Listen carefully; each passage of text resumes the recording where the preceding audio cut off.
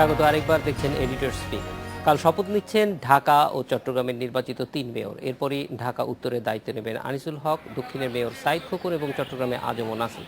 এর মধ্যে তাদের দপ্তর প্রস্তুত করা হয়েছে।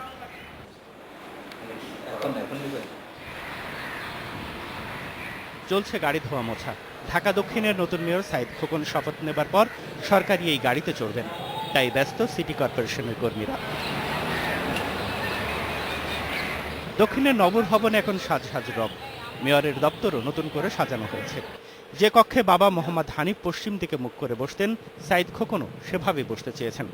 সেরকম করেই সাজানো হয়েছে কক্ষটি। নতুন মেয়রকে স্বাগত জানানোর কাজ শেষ বলে জানালেন প্রশাসক। যেদিন শপথ হয় অফিসিয়ালি সেদিন থেকেই তিনি মেয়র হয়ে যান। সেই হিসাবে সিটি কর্পোরেশনের তরফ থেকে সকল কার্যক্রম শেষ। এখন শপথ অনুষ্ঠানের অপেক্ষা। শপথ হওয়ার পর উনি আসবেন, কর্পোরেশনের পক্ষ থেকে ওনাকে রিসিভ করে নেওয়া হবে। একই অবস্থা ঢাকা উত্তরের নগর ভবনেও। প্রশাসকের দপ্তর হয়ে যাচ্ছে মেয়রের দপ্তর। নির্বাচিত মেয়রের কাছে দায়িত্ব হস্তান্তরকে বড় পাওয়া হিসেবে দেখছেন উত্তরের প্রশাসক। আমি নিজেকে ভাগ্যবান মনে করছি যে আমি একজন নির্বাচিত মেয়রের কাছে দায়িত্ব দিতে সক্ষম হয়েছি। এটা আমার কাছে খুব আনন্দ লাগছে।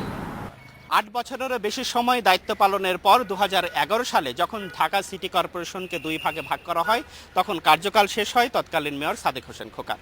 তারপর থেকে ঢাকা সিটি কর্পোরেশনের দুটি জায়গার মেয়র পদটি শূন্য ছিল। এতদিন ধরে সেখানে কাজ করে আসছিলেন সরকারের নিয়োগকৃত প্রশাসকরা। নতুন মেয়র নির্বাচনের শেষে শপথ গ্রহণের পর দায়িত্ব নেবেন দুই মেয়র, আর তার জন্য প্রস্তুত ঢাকার এই দুটি সিটি কর্পোরেশন। সুজন মেহেদি, ইন্ডিপেন্ডেন্ট নিউজ, ঢাকা। এ বিষয়ে বিস্তারিত জানাতে ঢাকা থেকে যোগ দিচ্ছেন সহকর্মী আসমামিতা ও চট্টগ্রাম থেকে সহকর্মী নাসরিন জাহান।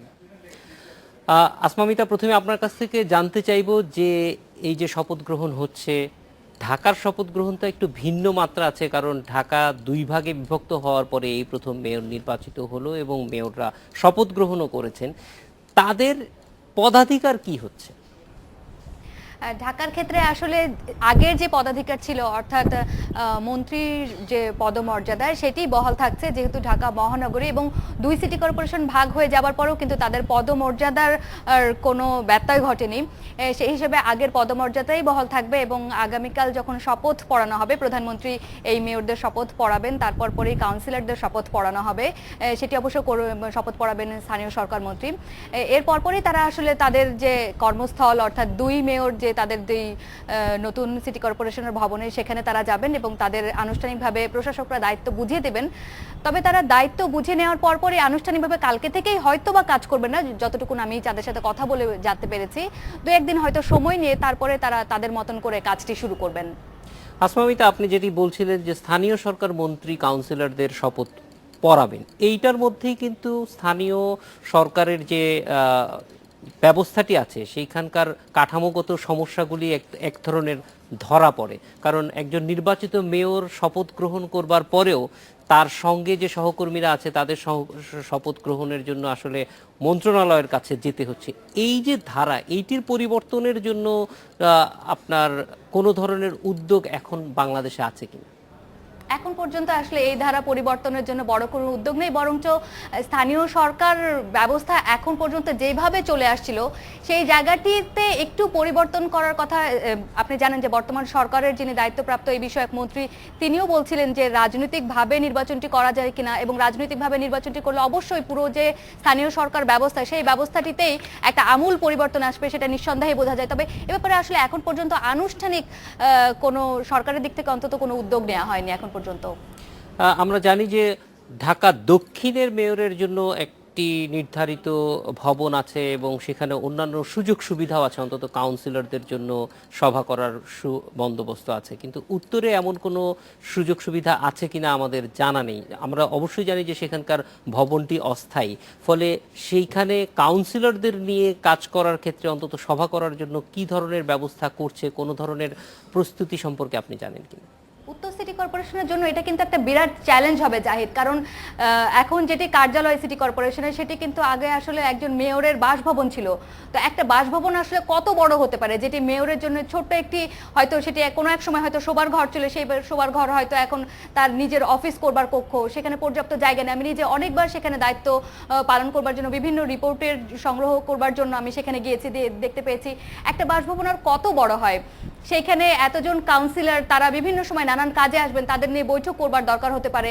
এবং এই নির্বাচনের আগে যখন যারা প্রার্থী ছিলেন তারাও তাদের ইশতেহারে বারবার করেই বলছিলেন যে উত্তর সিটি কর্পোরেশনের দায়িত্ব পালন করা তাদের জন্য বিরাট চ্যালেঞ্জের হবে, বিশেষত যেখানে একটি ভবনই নেই সেখানে বাকি সবাই তারা কিভাবে কাজ করবেন, এটা একটা বড় চ্যালেঞ্জ হবে। যদিও সরকারের দিক থেকে এখন পর্যন্ত আসলে এরকম কোনো কথা বলাও হয় নাই যে নতুন ভবনটি কোথায় হতে পারে বা সেটার কত দিন লাগবে আসলে এরকম একটি ভবন তৈরি হতে, বা ঠিক কোন প্রক্রিয়ার মধ্যে দিয়ে আসলে তারা দায়িত্ব পালন করবেন। অন্যান্য আরও যে সমস্ত বিভাগের সাথে সমন্বয় করে দুই সিটি কর্পোরেশনকে কাজ করতে হবে সেই জায়গাগুলো কিন্তু এখন পর্যন্ত পরিষ্কার না জাহিদ। সিটি কর্পোরেশনে যারা মেয়র নির্বাচিত হয়েছেন তারা ইশতেহার তো অবশ্যই দিয়েছিলেন, কিন্তু কাজের ধরেন কোনো ধরনের প্রেফারেন্স যে প্রথম 10 দিন 100 দিন বা 500 দিনে কি ধরনের কাজ করতে চান নির্বাচনের সময় মানুষের কাছে, আপনি ছিলেন দুইজনের সঙ্গে, এরকম কি কোনো প্রতিশ্রুতি তারা দিয়েছেন আপনার জানা মতে কাজের ক্ষেত্রে? না, আসলে প্রথম 100 দিন বা 10 দিন 20 দিন এরকম দিন ভাগ করে তারা গুরুত্ব দেননি, তবে কয়েকটি ধাপে তারা কাজগুলোকে উল্লেখ করেছেন, যেই কাজগুলোকেই তারা পর্যায়ক্রমে আস্তে আস্তে করে পালন করবেন এমন বলছিলেন।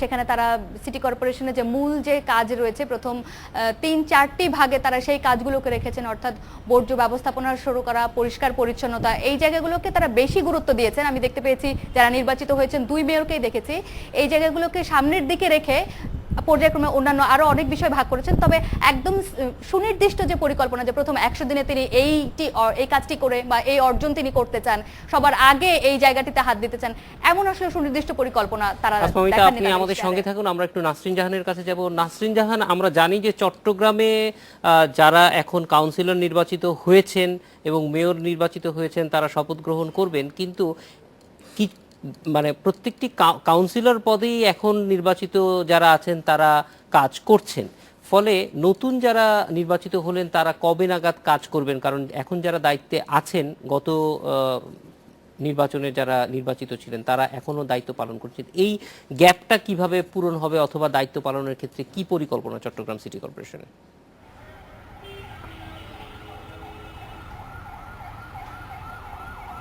সাধারণত আসলে 5 বছর মেয়াদ পূর্ণ হলে তবেই আসলে নতুন যারা নির্বাচিত হন তারা আসলে দায়িত্ব নিতে পারেন।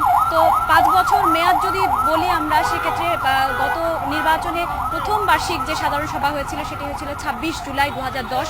তো সেক্ষেত্রে এই বছরে 26 জুলাই আসলে 5 বছর পূর্ণ হবে কাউন্সিলরদের, যার কারণে আসলে এই কালকে যদি কাউন্সিলররা শপথ নেন তারপরও কিন্তু তারা এখনই চাইলে দায়িত্ব নিতে পারবেন না, যেহেতু আগের যারা কাউন্সিলর আছেন তারা এখনো পর্যন্ত আসলে পদত্যাগ করেননি। তবে মেয়রের ক্ষেত্রে আমরা যেটি দেখছি, মেয়রের কিন্তু যেহেতু আগের মেয়র তিনি নির্বাচনে অংশগ্রহণ করেছিলেন বিদায় তাকে পদত্যাগ করতে হয়েছিল, তিনি পদত্যাগ করেছেন, যার কারণে এখন মেয়রের পদটি কিন্তু খালি।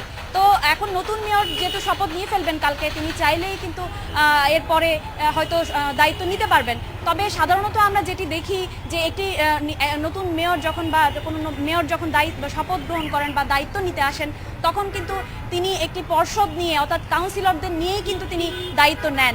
তো সেক্ষেত্রে একটু গ্যাপ রয়ে যাবে, যেটি হচ্ছে হয়তো মেয়র দায়িত্ব নিতে পারবে কিন্তু কাউন্সিলররা নিতে পারবে না। সেক্ষেত্রে হয়তো মেয়রকে 26 জুলাই পর্যন্ত অপেক্ষা করতে হবে, অথবা মেয়র যদি চান সেক্ষেত্রে তিনি হয়তো তার শপথ নেওয়ার পরপরই দায়িত্ব নিতে পারবেন। নাসরিন জাহান, যদি শপথ নেওয়ার পরপরই দায়িত্ব নেন তাহলে তিনি তো 5 বছরের জন্য নির্বাচিত হয়েছেন, সেই ক্ষেত্রে কি যতদিন আগে শপথ নিচ্ছেন বা কাজ শুরু করছেন তার আগেই ছেড়ে দিতে হবে দায়িত্ব? কারণ কাউন্সিলরদের সঙ্গে তার 2.5 মাসের একটা ব্যবধান থাকছে।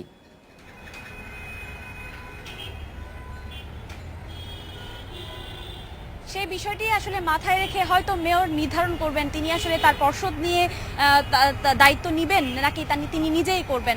তো সেই বিষয়টি নিয়ে আসলে আমরা মেয়রের সাথে আগে কথা বলেছিলাম।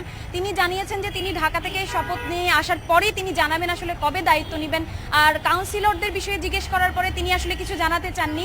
তিনি জানিয়েছেন যে সর্বশেষ উনি শপথ নেওয়ার পরেই তার যে আসলে দলীয় ফোরাম রয়েছে সেখানে হয়তো তিনি কথা বলবেন এ বিষয়ে, কবে তিনি দায়িত্ব নেবেন, তারপরেই হয়তো তিনি দায়িত্ব নেওয়ার কথা সবাইকে হয়তো জানাবেন।